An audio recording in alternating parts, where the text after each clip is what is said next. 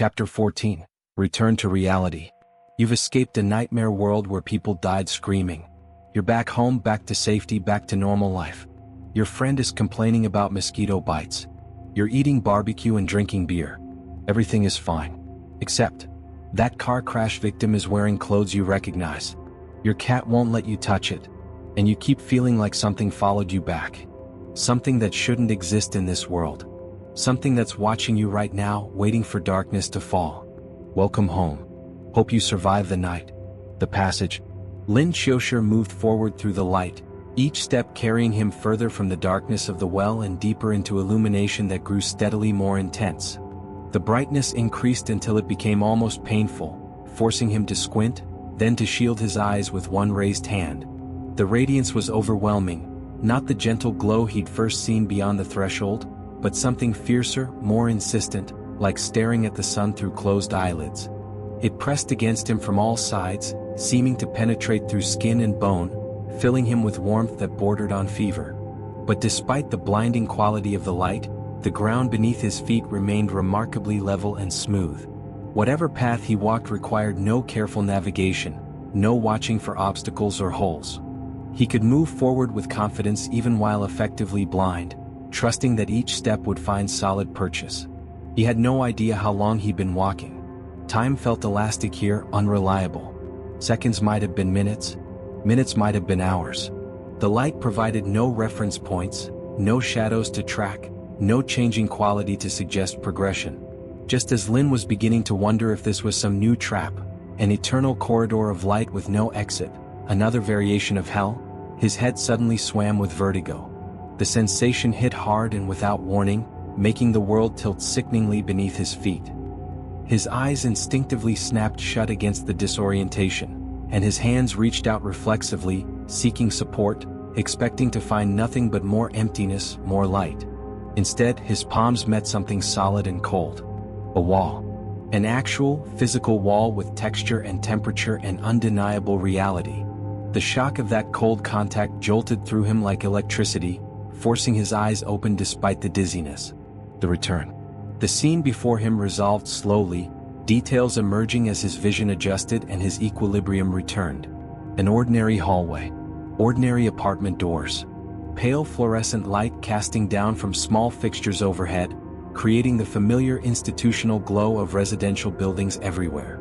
Everything was achingly, impossibly familiar. He was back. Back in his own apartment building, standing in the hallway outside his door as if he'd never left, as if the nightmare village had been nothing but a particularly vivid hallucination. For several long moments, Lin just stood there, stunned into immobility. His mind struggled to process the transition, to accept that he'd somehow crossed back from that cursed place into ordinary reality. The shift was too abrupt, too clean. There should have been some transition, some decompression chamber between worlds. But apparently not. One moment, wells full of living hair and villages that ate people. The next, fluorescent lights and neighbors' doormats. Slowly, mechanically, Lin reached into his pocket and pulled out his phone. The screen lit up with familiar brightness, displaying information that made his breath catch. July 17th, Friday, 8 p.m. He'd returned to the exact moment he'd left.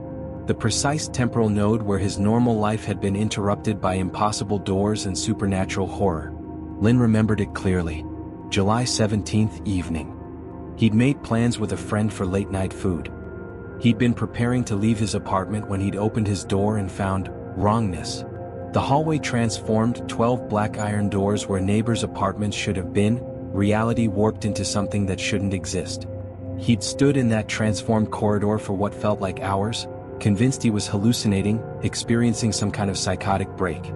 But the doors had been real, cold and solid and undeniably there when he touched them. And every other exit had vanished. No stairs. No elevator. No way back into his own apartment. Just that endless black hallway and 12 sealed doors. He tried them systematically, pulling at each one, finding them all locked tight, refusing to budge even a fraction of an inch. Until the last door. The 12th door. That one had opened easily. And the moment it swung open, something had grabbed him. Not physically, but some force had seized his entire body and yanked him forward with irresistible strength. He tumbled through the threshold and found himself in that terrible mountain village with snow and death and hungry gods. And now he was back. Back in his hallway. Back in his moment. As if time itself had looped, as if he'd been granted a do-over, a chance to pretend none of it had happened. Except it had happened. He knew it had. Lin's hand went to his earlobe, feeling for evidence. There, the earring Ruan Baijia had pierced through his flesh, the red glass or cheap gemstone that had marked him as hers.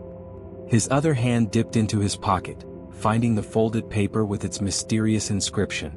Physical proof. Tangible evidence that the nightmare had been real, that he'd truly walked through hell and somehow emerged on the other side. The realization settled over him with the weight of lead. He hadn't dreamed it, hadn't imagined it. Every death he'd witnessed, every horror he'd survived, it had all actually happened. He'd lived through something worse than any nightmare his sleeping mind could construct. His phone rang, shattering his stunned contemplation. The caller ID showed a familiar name, Wu Qi, the friend. "Hey Lin Qiushi, what are you doing?" Wu Qi's voice came through cheerful and exasperated in equal measure. "Why aren't you downstairs yet?" The normalcy of the question was jarring. Wu Qi had no idea. Nobody did. They were all living in a world where the last 15 minutes had been ordinary, unremarkable, forgettable. Lin's mind felt sluggish, struggling to engage with mundane conversation after what he'd just experienced. It took him several seconds to remember. Wu Qi was waiting downstairs. They had dinner plans. They were supposed to go out for barbecue together. Lin Qiushi? Wu Qi's tone shifted to concern. "Why aren't you saying anything? You okay?" "Oh, sorry." Lin's voice came out rougher than intended. "Something came up. I'll be right down." "Okay, hurry up though," Wu Qi said and ended the call. Lin looked at his phone again, scrolling through their message history. The timestamps told an impossible story. From his perspective, he'd spent days in that cursed village. From reality's perspective, exactly 15 minutes had passed since he'd last checked his phone. 15 minutes. That's all it had been. A quarter of an hour in which he'd experienced days of horror, witnessed multiple deaths, fought for survival, and somehow made it back alive. Time operated differently inside the doors. That much was clear now. Summer night. Lin descended the stairs in a daze, his body moving on autopilot while his mind remained partially stuck in that other place, that other time. When he emerged from the building, the difference was almost physically painful. It was peak summer in July, the air thick and hot and humid, the temperature still sweltering despite the evening hour. The sun hung low on the horizon, not yet fully set, painting the western sky in gorgeous shades of red and orange. The contrast with the frozen, death-haunted village couldn't have been more stark. There, eternal winter and snow. Here, summer heat that made people fan themselves as they walked past, leisurely and unconcerned, going about their ordinary lives. People. Living people. Walking freely without fear of what the darkness might bring. Children playing in the small park across the street. An elderly couple sitting on a bench, holding hands. A young woman with headphones, nodding to music only she could hear. Life. Normal, mundane, beautiful life. Lin felt his body slowly relaxing, the constant tension he'd been carrying for days finally beginning to unwind. The warmth of the summer air, the sounds of the city, the evidence of ordinary human existence all around him. It was like balm on a wound he hadn't known how to treat. Wu Qi stood near the community gate, and when he spotted Lin approaching, he waved enthusiastically. "Finally. Man, you took forever. I was starting to think you were putting on makeup or something." Lin managed a smile but said nothing, not trusting his voice to remain steady.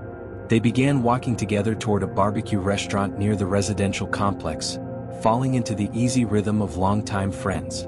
Wu Qi immediately started complaining, "Your community has too many mosquitoes. I stood there for half an hour and got absolutely destroyed. Look at this." He pulled up his pant leg to show his calf, which was indeed covered in angry red welts. Lin glanced at the bites. "Too much hair. Can't see anything." "Oh fuck you," Wu Qi laughed. "You're making fun of my leg hair? If I didn't have this hair protecting me, I would have been waiting for you way longer." "I appreciate your sacrifice," Lin said dryly. "I'll pay for dinner tonight. Now we're talking." The barbecue. The restaurant was packed, humming with conversation and laughter, the air thick with smoke from the grills and the sharp, savory smell of cooking meat. They found a table, ordered skewers of everything, and had a case of beer brought over. Wu Qi cracked open a bottle and took a long drink before asking, "Are you really planning to quit and move back to your hometown?" Huh. Lin's attention had been wandering, his mind still half in that other world. Wu Qi gave him a strange look. "What's with you tonight? You're completely out of it. Isn't that why you called me out here? To talk about this?" Lin took a sip of ice-cold beer, the chill of it grounding him somewhat. "Nothing. I just had a nightmare this afternoon and haven't quite recovered." The lie came easily, even though it was more truth than anyone would believe. He had the sense, intuitive and unshakable, that the events inside the door weren't finished with him. This wasn't over. Whatever he'd survived, whatever he'd escaped from, it was only the beginning of something. "Oh." Wu Qi's expression softened with concern. "Your condition really hasn't been great lately. Did you go to the hospital for that checkup?" "Yeah, I went yesterday. Still waiting for the results." Wu Qi sighed heavily. "Our line of work, man, it's brutal. You heard about the department head who quit a few months ago, right? Apparently he almost died from overwork. Like actual cardiac arrest at his desk." "Yeah, I heard," Lin said distantly. They continued talking, the conversation flowing around topics of work stress and health concerns and mutual friends, when suddenly a tremendous crash from outside interrupted them. The accident. The sound was violent and immediate, the screech of tires, the explosive crunch of metal impacting something solid, the shattering of glass. Unmistakably a car accident, and a serious one from the sound of it. The barbecue restaurant was open to the street, with only a low barrier separating diners from the busy road.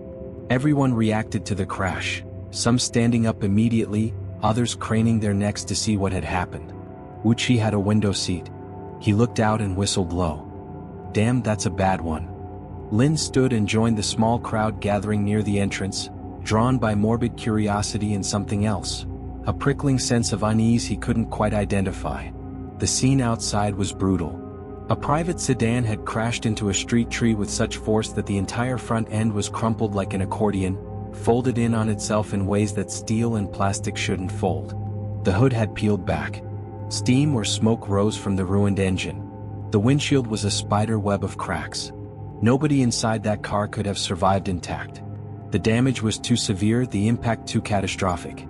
People nearby were already calling emergency services. Within minutes, sirens wailed in the distance, growing louder as ambulances and police vehicles converged on the scene. Wu Qi, apparently possessing an impressive ability to compartmentalize, continued eating grilled pork heart while watching the tragedy unfold. "That driver must have been speeding like crazy," he commented between bites. "To crumple the car that badly? Had to be going at least 60-70 miles per hour. Lin frowned. "This is the downtown area though. How would anyone reach that speed?" It was Friday evening, peak traffic time. The roads were packed with cars moving in slow, congested patterns. Getting up to dangerous speed should have been impossible. "No idea," Wu Qi shrugged. "Stop gawking and come back. The grilled fish you ordered just arrived." Lin nodded, preparing to turn away from the scene. But just before he did, he glanced one more time at the wreckage, and what he saw made his blood run cold. The recognition. Emergency responders were extracting the driver from the crushed vehicle, using equipment to pry open the mangled door and carefully lift out a body that was mostly blood and trauma, features obscured by injury. But despite the catastrophic damage, despite the gore and destruction, one detail was clearly visible: the victim's clothing. Lin's breath caught in his throat. He knew those clothes. The specific combination, the style of jacket, the color of the shirt underneath, the pattern. He'd seen them recently. Very recently. In the mountain village, before everyone had changed into winter clothing to survive the cold, someone in their group had worn exactly that outfit. The memory crystallized with horrifying clarity: Zhang Zishuang. That had been his name. One of the 13 people who'd entered the door together, one of the first to die when the tree fell during the timber-cutting ritual. Zhang Zishuang, who should be dead and gone in another world entirely, was lying on the street in this world, pulled from a crashed car, his body broken in ways that suggested violence far beyond a simple traffic accident. A chill spread through Lin's body despite the summer heat.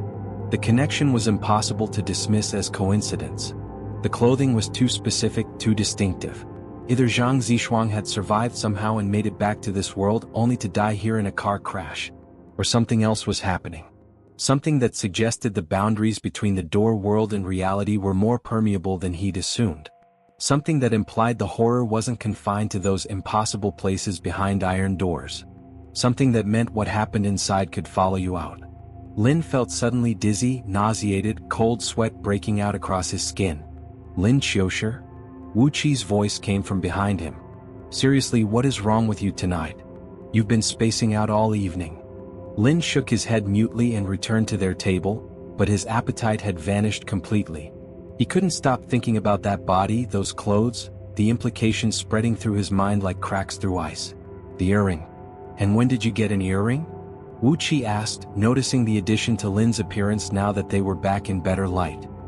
He reached out casually to touch it, but Lin flinched away instinctively, pulling back before contact could be made. Wu Qi's eyebrows rose. Whoa, you've changed. You used to let me touch you all the time. What the hell did I let you touch? Lin protested. Remember that night when you... Wu Qi began with an exaggerated leer. Stop, Lin interrupted firmly, knowing Wu Qi was about to launch into some completely fabricated story for his own amusement. I just got it pierced. It's still tender and I don't want dirty hands on it causing an infection. Oh, alright. Wu Qi backed off but still looked curious. But seriously, why'd you get an earring? Are you planning to start dating someone?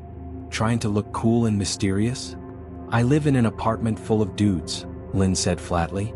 Who exactly would I be dating? You. Wu Qi put on an exaggerated expression of shy pleasure. Well, don't be so direct about it. Let me think about it for a bit, okay?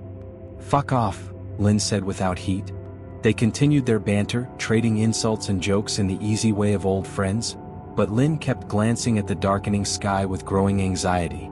Normally, the approach of night meant nothing to him, just the natural progression of the day. But tonight, fresh from that place where darkness brought death and horror, the fading light filled him with irrational dread.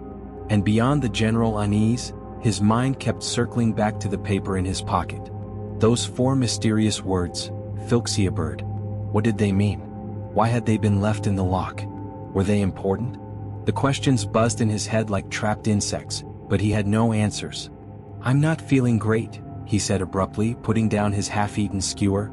I think I need to head home and rest. Wu Qi looked concerned but didn't push. Okay man, you do look pretty rough. Get some sleep. Your face has been kind of gray lately, it's worrying. They paid the bill and walked together to the entrance of Lin's residential community, where they said their goodbyes. Wu Qi headed off toward the subway station, and Lin hurried back to his building, fighting the urge to look over his shoulder, to check if something was following him through the gathering darkness. The familiar ritual of unlocking his apartment door felt almost sacred after everything he'd been through. The key sliding into the lock, the click of the mechanism, the door swinging open into his own private space. These mundane actions carried profound comfort. He stepped inside and flipped on the lights. Warm illumination flooded the living room, revealing his furniture, his belongings, his life exactly as he'd left it. And there, sitting primly in the entryway, was Chestnut. Chestnut. Lin's face lit up with genuine joy. Chestnut was his cat, a 2-year-old lion cat with magnificent long fur and a regal bearing that contrasted hilariously with his actual personality. He looked impressive and dignified, but was actually a complete baby who loved cuddles and attention. Or at least he used to be. Lin rushed forward to scoop up his beloved pet, desperate for the comfort of something soft and warm and alive. But Chestnut dodged the embrace with feline grace, turned away with an expression of unmistakable disdain, and walked off with his fluffy but swaying tail held high in dismissal. Chestnut, let Dad hug you? Lin pleaded pathetically. Meow, Chestnut replied, which clearly meant no. He leaped gracefully onto the elaborate cat tower Lin had built for him and settled at the top, looking down at his human with what could only be described as judgment. Lin sighed heavily. Chestnut's personality had changed recently, and he couldn't figure out why. The cat had always been affectionate and clingy, constantly demanding attention, purring and head-butting and making little chirping sounds. He'd been Lin's precious baby, his comfort after long days at work. But lately Chestnut had started avoiding him.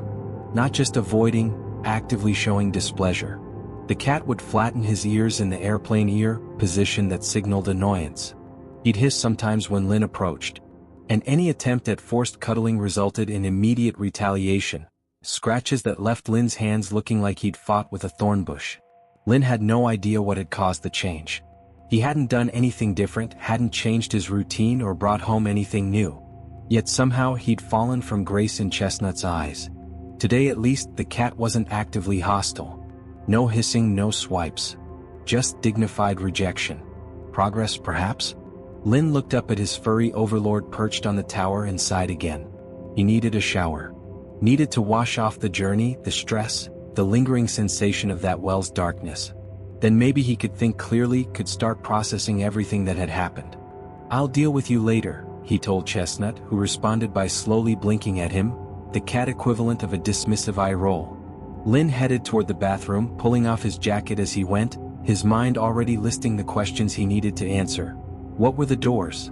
Why had he been chosen? What did the paper mean? Was Zhang Zishuang's death related? Would this happen again? And most pressingly, was he safe now that he was back, or had something followed him home? Behind him, Chestnut watched from his high perch, golden eyes tracking Lin's movements with an intensity that seemed more than feline. The cat's pupils were wide and dark despite the bright lights, and if someone had been paying very close attention, they might have noticed that Chestnut wasn't watching Lin himself. He was watching something that stood behind Lin. Something that cast no shadow. Something that had indeed followed him home from that terrible place. But Lin, exhausted and traumatized and desperate for normalcy, didn't notice. He just wanted to shower and sleep and pretend that everything was going to be fine. Even though somewhere deep down, beneath the denial and the desperate hope, he already knew it wouldn't be. The doors, once opened, never truly closed. And what came out of them rarely went back. End of chapter 14. To be continued.